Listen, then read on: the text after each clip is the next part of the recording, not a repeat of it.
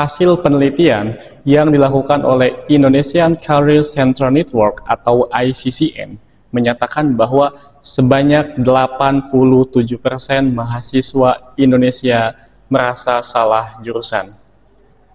Fenomena merasa salah jurusan banyak dialami oleh sebagian besar mahasiswa Indonesia.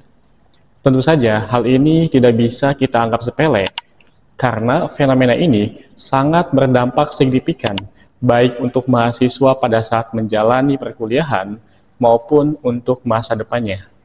Dampak tersebut diantaranya yang pertama, kita akan mengalami yang namanya penurunan motivasi. Hal ini terjadi karena materi yang kita pelajari selama kuliah tidak sesuai dengan minat atau bakat yang kita miliki, atau kita tidak suka dengan materi perkuliahan. Sehingga ini berdampak pula terhadap hasil belajar atau prestasi kita selama perkuliahan. Dampak yang kedua, apabila kita merasa salah jurusan, maka kita akan mengalami yang namanya stres yang cukup tinggi. Nah, kenapa demikian? Karena kita merasa tertekan dengan pembelajaran yang tidak kita sukai, merasa sulit, malas, tertekan, sehingga ini akan berdampak pada kesehatan mental kita selama perkuliahan. Dampak yang ketiga, tentu saja kita kehilangan kesempatan untuk meningkatkan potensi atau minat yang kita miliki. Selama perkuliahan, kita mempelajari sesuatu yang bukan bidang kita, yang bukan minat kita, sehingga yang seharusnya waktu tersebut digunakan untuk mengasah kemampuan sesuai dengan apa yang kita inginkan, apa yang kita minati, itu hilang karena waktu tersebut atau pikiran tersebut kita gunakan untuk mempelajari materi yang tidak kita sukai. Tentu saja hal ini berdampak pada perkembangan pribadi kita. Dampak yang keempat yaitu risiko DO atau dropout lebih tinggi. Hal ini karena semasa kuliah kita kehilangan minat dan motivasi. Tentu saja ini akan merugikan kita karena sudah banyak biaya dan sudah banyak waktu serta pikiran yang kita tuangkan selama perkuliahan. Kemudian yang menjadi pertanyaan mendasar adalah kenapa masalah ini bisa terjadi? Kenapa banyak di antara kita yang merasa salah jurusan dalam perkuliahan? Banyak ahli pendidikan yang sudah menjawab hal ini. Di antaranya ada yang menyatakan bahwa penyebabnya yaitu mahasiswa kurang riset atau kurang pengetahuan yang mendalam terhadap jurusan yang akan dipilih. Kemudian ada juga ahli yang mengatakan karena mahasiswa dipaksa oleh orang tuanya. Ahli yang lain juga menyatakan karena FOMO atau ikut-ikutan dengan teman. Nah, dalam pandangan saya, apa yang dikatakan oleh ahli tadi betul, tapi itu masalah sekunder. Ya, yang menjadi masalah primer atau masalah utamanya karena sebagian besar dari kita tidak mengenali potensi, minat, bakat kita sendiri. Karena kita tidak mengenali bakat, minat, potensi yang ada pada diri kita, sehingga pada saat kita milih jurusan kuliah, kita bingung mana jurusan yang cocok buat kita. Nah, di sini masalah utamanya. Maka pertanyaan yang paling fundamental, yang paling dasar adalah kenapa kita tidak bisa mengenali potensi, minat, dan bakat yang kita miliki. Dari hasil riset yang saya lakukan, ada dua penyebab kenapa kita tidak bisa mengenali potensi yang kita miliki. Yang pertama adalah terlalu banyak materi umum atau pelajaran umum yang kita pelajari semasa sekolah. Dimulai dari sekolah dasar, kita belajar PKN, bahasa Indonesia, matematika, pendidikan agama Islam, dan materi lainnya. Setelah sekolah dasar, kita lanjut ke sekolah menengah pertama atau SMP. Nah, di sekolah menengah pertama pun kita masih belajar materi yang sangat umum atau bahkan bertambah materinya. Ditambah lagi kita ikut kegiatan di luar kelas, misalnya kayak komunitas, organisasi, pramuka, OSIS, dan lain sebagainya. Apalagi buat kalian yang sekolah di MA atau MTS, ada tambahan materi lagi, kayak misalkan SKI, kemudian fikih, kemudian ada akidah akhlak, dan lain sebagainya. Kemudian kita melanjutkan sekolah kita ke SMA, MA, atau SMK. Nah, di situ pun kita masih harus mempelajari banyak materi, Meskipun di SMA ada penjurusan ya, kayak misalkan IPA, IPS, bahasa, tapi tetap materi umum tetap kita harus pelajari. Di SMK pun sama, jurusan perhotelan, administrasi, akuntansi, tetap harus mempelajari materi umum seperti sejarah, matematika, bahasa Indonesia, dan materi umum lainnya. Karena banyaknya ilmu-ilmu umum yang masuk ke dalam pikiran kita selama 12 tahun, itu menyebabkan kita kesulitan untuk mengenali potensi apa sih yang kita miliki, bakat apa yang kita miliki. Nah, di sini adalah gap masalahnya. Kemudian penyebab yang kedua kenapa kita sulit atau tidak bisa mengenali potensi diri kita, ini masih ada kaitan sama yang pertama, yaitu waktu kita mempelajari materi umum atau pelajaran umum terlalu panjang.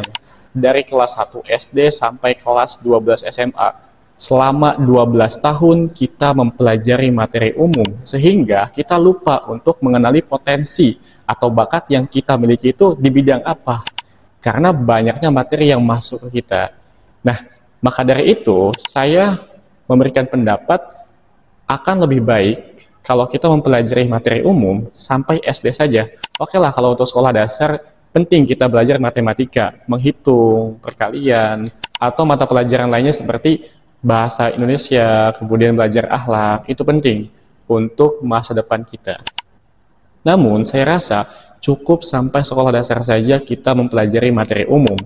Ketika kita melanjutkan ke jenjang berikutnya, SMP, sudah seharusnya kita mulai mengenali potensi atau bakat kita itu di bidang apa. Tentu saja kita belum bisa mengenali secara mandiri. Oleh karena itu, dukungan dari pihak eksternal, kayak misalkan guru, pihak sekolah, orang tua, itu penting untuk memberikan stimulus kepada kita dalam proses kita mengenali diri kita atau bakat atau minat yang kita miliki.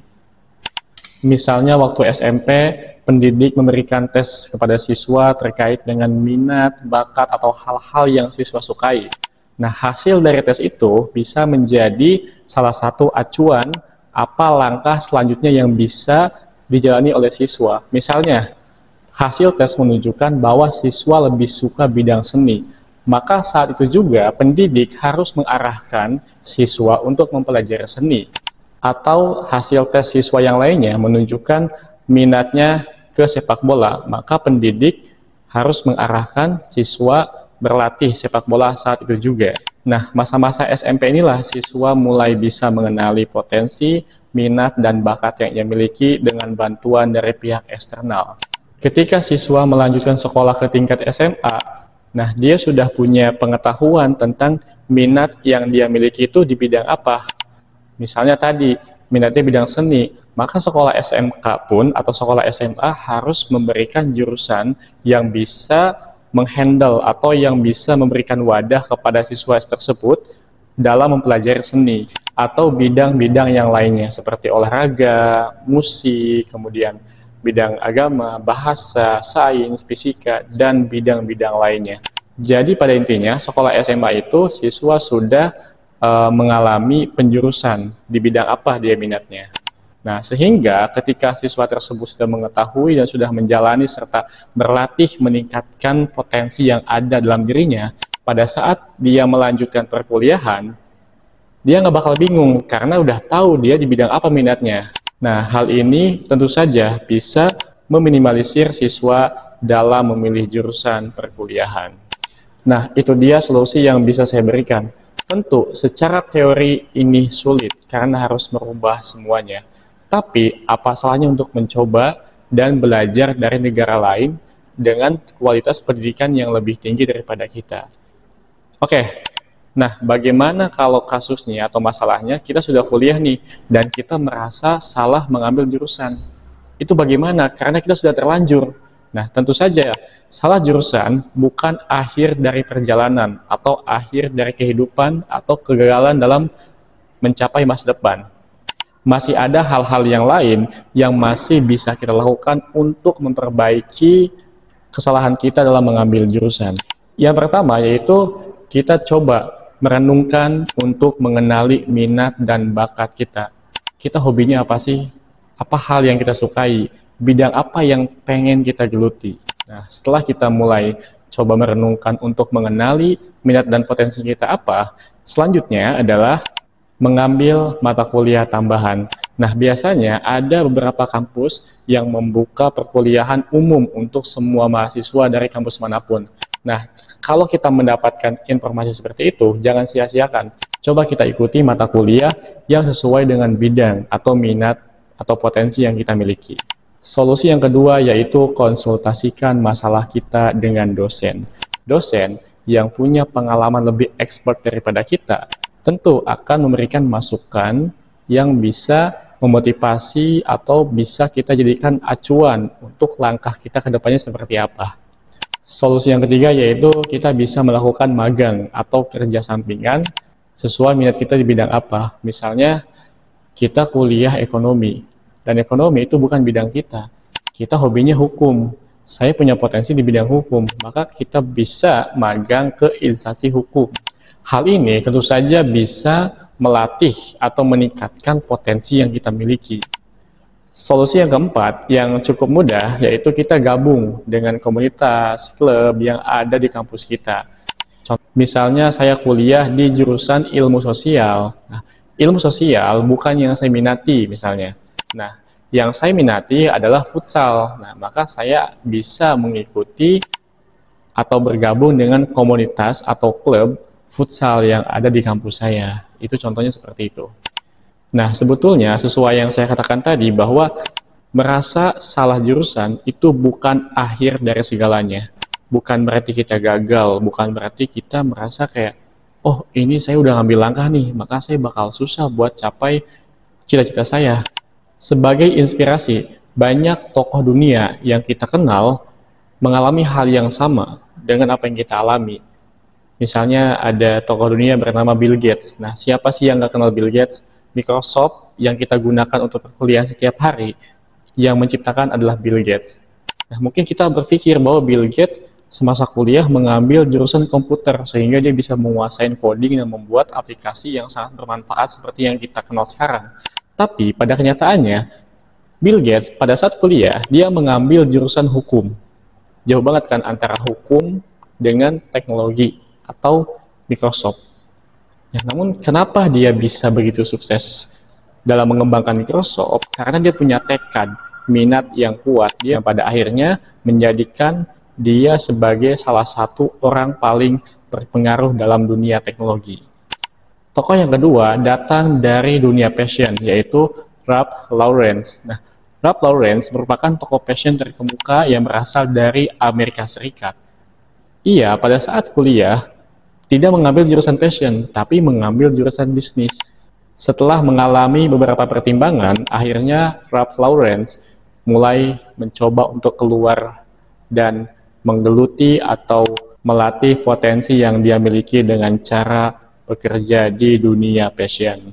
Dan pada akhirnya dengan tekad yang kuat, dia bisa mendirikan perusahaan fashion yang begitu besar, perusahaan yang bertaraf multinasional. Tokoh yang ketiga datang dari pendiri perusahaan Apple, yaitu Steve Jobs. Nah, di antara kita, siapa sih yang nggak kenal dengan perusahaan Apple? Mulai dari smartphone-nya, iPhone, kemudian laptopnya, MacBook, dan teknologi Apple lainnya. Nah, pada faktanya, pendiri perusahaan Apple, Steve Jobs, pada saat ia kuliah, dia nggak mengambil jurusan teknologi atau jurusan komputer, justru dia mengambil jurusan seni. Nah, ini kan unik. Dia jurusan seni, tapi bisa mendirikan perusahaan teknologi yang begitu canggih yang kita kenal sekarang ini. Hal itu karena Steve Jobs punya kemauan yang kuat untuk meningkatkan minat potensi yang dia miliki. Tokoh yang keempat datang dari Indonesia, yaitu Khairul Tanjung. Ia mendirikan perusahaan yang bernama CT Corp atau Khairul Tanjung Corporation. Nah, perusahaan ini menaungi banyak sekali perusahaan besar di bawahnya, mulai dari bidang perbankan, perbelanjaan, televisi, dan lain sebagainya. Namun, fakta yang unik di sini pada saat Khairul Tanjung kuliah, dia bukan mengambil jurusan bisnis, justru dia mengambil jurusan kedokteran gigi di Universitas Indonesia. Nah, dari keempat tokoh tadi, kita bisa mengambil inspirasi dan motivasi bahwa merasa salah jurusan di dunia perkuliahan itu bukan akhir dari segalanya. Kita masih bisa mencoba hal-hal yang kita sukai di luar pembelajaran di kelas. Demikian video yang dapat saya sampaikan, semoga bermanfaat.